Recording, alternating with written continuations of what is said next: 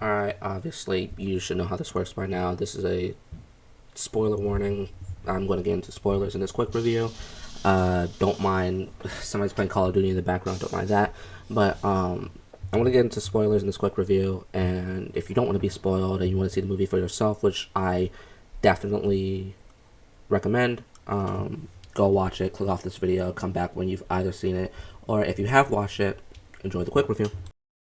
I know I can't be the only one that was tired of the standard, boring old MCU formula, blue sky beam, CGI fest, final fight, villains that most of the time, not all the time, but most of the time aren't relatable, characters that don't have the greatest of backstories. But Doctor Strange in the Multiverse of Madness changed that for me. Welcome back to another quick review. This movie was phenomenal. It's so different from every other MCU movie. I think that's what I loved about it. I love that it's so different. I love that the first movie feels like Spider-Man. The first movie, like not the first movie, like the first 40 minutes of the movie feels like Spider-Man. It feels like Spider-Man and Spider-Man 2.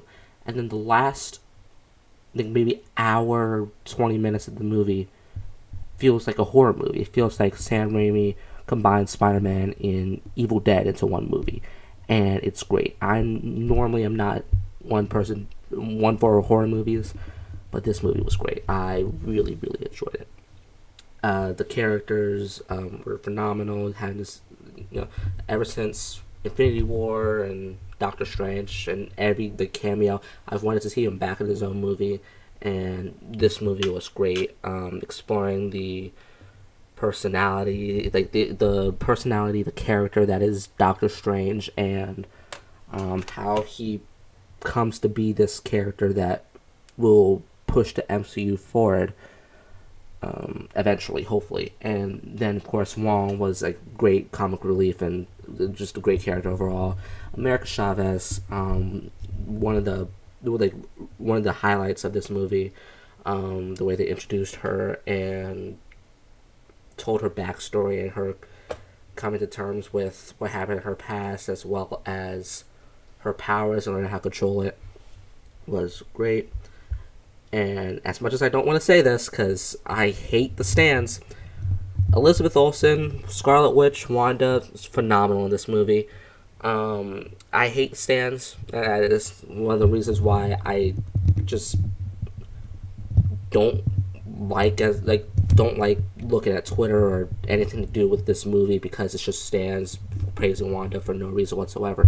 But like she goes through a lot. I think her reasoning for going through a lot is iffy.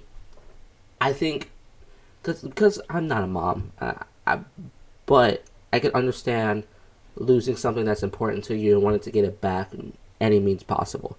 I can understand that. However,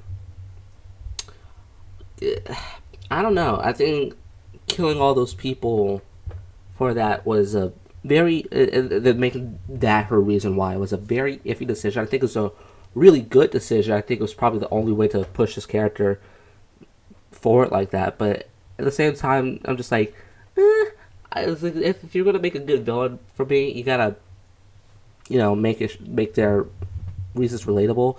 And while I think it's relatable, I don't think it's all too justified. If you understand what I'm saying, I think I did not go into this movie fully. I did not go into this movie expecting Wanda to be the villain. I didn't expect that. But yeah, Wanda as a character phenomenal in this movie. Elizabeth Olsen killed it. Speaking of killing it, the Illuminati. God. This is a very interesting topic when it comes to this movie because the Illuminati, I think, were all great characters to see. If I didn't put a spoiler warning in the first bit of the video, I'll say it now. Spoilers ahead. Each and every character in the Illuminati was good in their own right. Of course, I'm going to get the quick ones out of the way.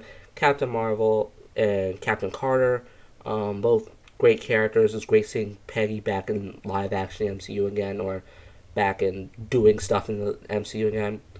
I think Captain Marvel variant of I forget, Monica's mother, that variant was also really cool. And of course, we have the big three. Black Bolt was a great character. He got it the worst. um, Professor X, perfect. I mean, is just not, you can't really go wrong with Professor X. And John Krasinski as Reed Richards, Mister Fantastic. I think that is a that is proof that fan casting and the fans push it for something, as well as Sonic the Hedgehog, fans push it for something can be can, the studios will listen, or most of the time the studios will listen. And John Krasinski is perfect as one of the smartest characters ever, as well as Mordo. It's fine. It was perfect. And I think the way they got killed off, I think by Wanda, was great, and I think it was just heartbreaking to see. Of course, Black Bolt got it the worst. He got it the worst. It was so unfortunate. But Illuminati, great characters, great cameos. I can't wait to see what they do with particularly Mr. Fantastic in the future with the Fantastic Four movie that's in development. And then two more things I want to talk about. This movie is not a cameo palooza, and I'm very happy about that. I think that this movie does, while being in the multiverse, does not need all the amount of cameos that people were hoping for, because I mean, at the end of the day, it's a Doctor Strange movie, and I think that it should focus on Doctor Strange and the main characters. Lastly, uh, the fight with What If Strange with the sheet music and the harp and everything was just so well done. It was so creative, and I applaud Sam Raimi and all the actors in this movie in general for making this a Marvel movie that is so different that I thoroughly enjoy it, and one that will stay in my mind for the next couple of days. I fully expected to come out of this movie saying that it should have been longer, it should have done more, but I was deeply satisfied by the movie. Of course, being in a packed theater, seeing everybody cheer, hearing everybody cheer for these characters and gasp and be sad for these characters was great. And I think if a movie and actors and directors can do that, they have a good movie on their hands. All in all, I would really recommend you go see Doctor Strange: The Multiverse of Madness. Great movie all around.